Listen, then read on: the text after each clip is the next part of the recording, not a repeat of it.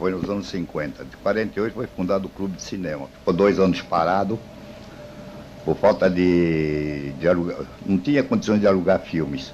Em 1950 surgiu a oportunidade, então veio um novo pessoal. E aí já há condições de alugar filmes.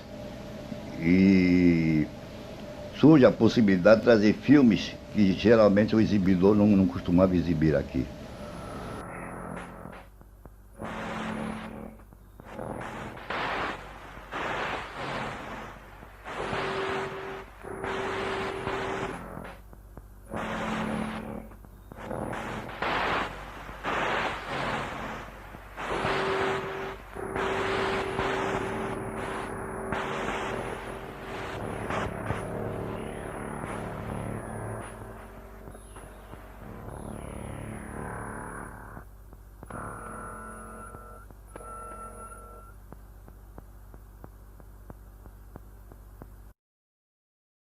Agora, por exemplo, em relação do cinema, o clero católico era bem amplo, era contra, tá, no próprio, porque tinha cineclubes católicos também. E quando você pensava que não, o pessoal os cineclubes católicos eram avançados, conservadores, que nada, eram progressistas. Eram progressistas.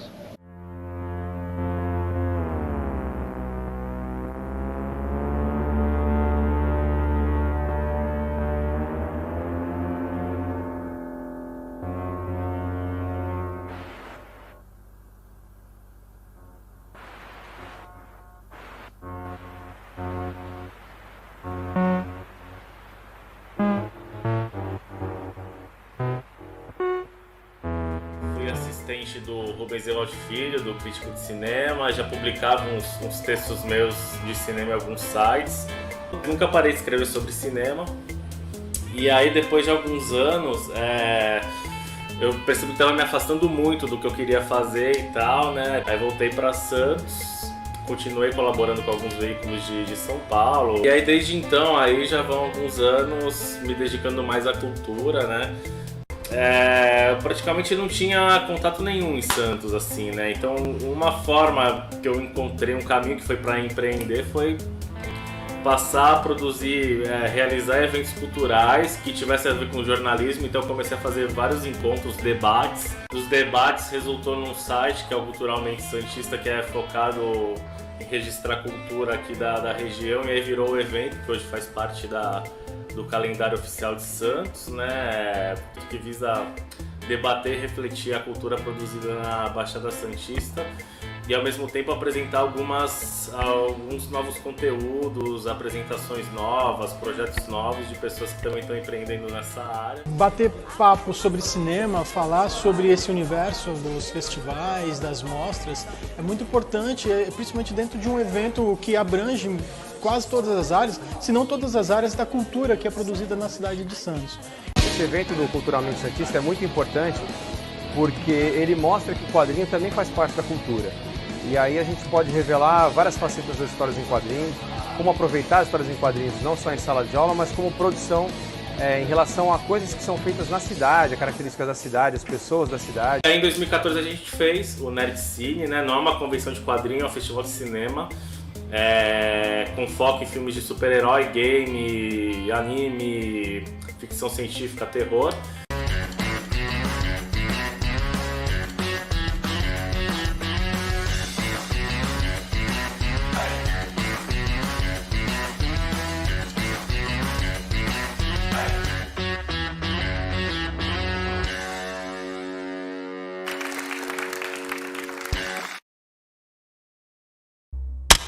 Depois, para públicos mais adolescentes, a gente passava Uma História de Amor e Fúria, que é um filme brasileiro.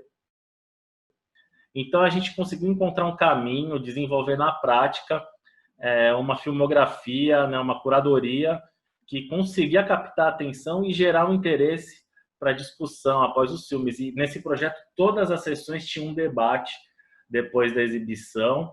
Né? Algumas vezes nós contávamos com convidados, professores, psicólogos, psiquiatras, educadores para complementar essa discussão. Foram mais de 6.000 pessoas que participaram. A gente, inclusive, fez sessões na Cinemateca do Selma, filmes sobre o Mandela, né? Sessões em parceria com o Conselho da comunidade negra e da diversidade racial de Santos. There are 70 million people watching. These pictures are going around the world. We must make a massive demonstration. White, black, and otherwise. Come to Selma. I heard about the attack of innocent people. I couldn't just stand by. Looks like an army out there. This revolution goes on and on. This revolution goes on and on. Mine eyes have seen the glory, glory, glory. Hallelujah. What happens when a man stands up, says enough is enough?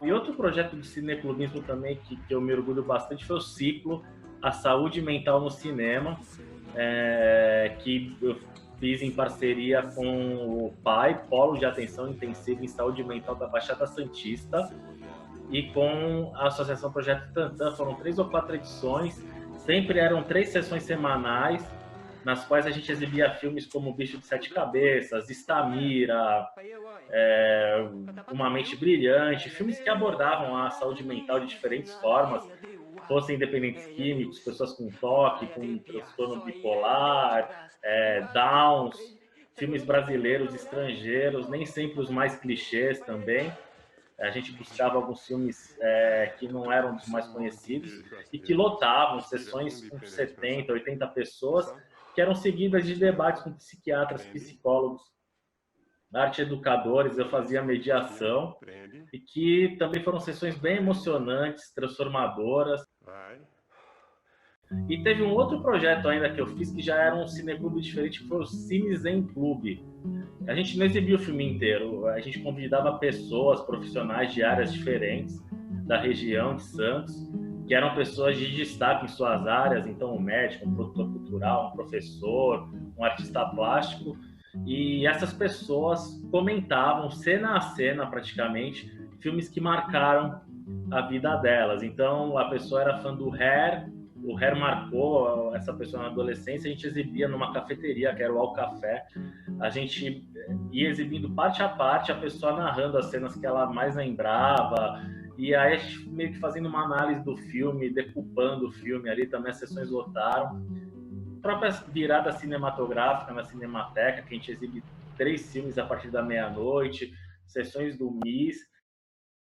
A reflexão é fundamental para que a gente possa democratizar o cinema, levar os filmes que não são tão populares, não são os blockbusters que estão no circuito, para que eles sejam conhecidos, aprofundados, compreendidos. O cinema tem um papel fundamental na discussão dos temas mais variados, educacionais, da saúde, da cultura, da política, né? É uma arte que permite esse encontro também, muitas vezes com filmes baseados em fatos, ou os documentários mesmo. E o cineclubismo permite também que a gente perpetue a história do cinema, não deixe os clássicos morrerem. O cineclubismo permite que esses filmes sejam exibidos e debatidos, né? Porque a gente não tem cinema sem ter a história registrada, não tem crítica de cinema sem conhecer a história do cinema, as principais correntes, né? Que são a base aí de grandes movimentos do cinema, como a Nouvelle Vague, que tem uma geração de cineastas que foi formada na base da reflexão, das cinematecas, dos cineclubes lá de Paris, da França, né? A geração da Carrière du Cinéma, da revista fundada pelo André Bazin, eram todos teóricos, críticos de cinema que se tornaram grandes diretores, né? E grandes cineastas na história do cinema têm essa influência do cineclubismo, de conhecer a história do cinema, né? Os principais artistas e artesãos da sétima arte têm esse conhecimento, né? De ir a fundo, saber as cenas que mais marcaram, os principais atores, atrizes, e acabam usando isso de referência em seus filmes. Vou citar aqui alguns exemplos: o próprio Quentin Tarantino, né, que é conhecedor principalmente da filmografia aí de filmes B, do Blaxploitation, do Faroeste, o Kleber Mendonça Filho, que fez Aquários, fez O Som ao Redor, fez Bacurau, e nos filmes dele a gente percebe também as referências a filmes do neorrealismo italiano, do Novella Vague. Fundamental. Quadrinho, teatro, cinema. É preciso realmente que existam esses espaços, para que a gente possa ter mais gente discutindo, lendo. Usar os espaços de encontro, né? Reunir pessoas para trocar ideias. Um exercício diário de compromisso com o leitor. A gente está falando de arte, e arte é uma coisa bastante séria, porque a arte é a condição estética do homem. Mostra que o quadrinho também faz parte da cultura. A nossa área de atuação é o cinema, mas a gente forma primeiro cidadãos que estejam preparados para o mundo para trabalhar em qual área que ele quiser. Você não precisa de muito dinheiro e você tem um equipamento fácil, só mais negativo, muito mais fácil a iluminação, então qualquer um pode fazer o filme. Nada me faria mais feliz que ver gente de Santos fazendo filmes, fazendo sucesso.